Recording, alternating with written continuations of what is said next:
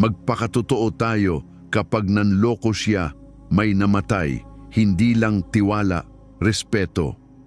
At kapag nawala ang respeto, hindi na yan pag-ibig, pagtitiis na lang yan.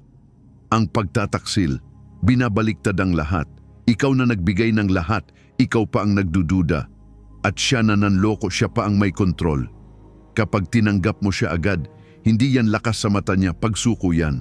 Dahil kung walang consequence, walang halaga ang boundaries mo. Pwede kang manatili dahil mahal mo. Pero kung wala ng respeto, mararamdaman mo yan araw-araw sa tono niya, sa galaw niya, sa lamig niya. At hindi lang sa kanya, sa sarili mo rin. Paulit-ulit mong iisipin, ano ang kulang? Bakit ako? At doon ka unti-unting nasisira. Maaaring sabihin ng iba, matapang ka dahil nag-stay ka. Pero ang tunay na lakas, alam mo kung kailan ka nalalayo.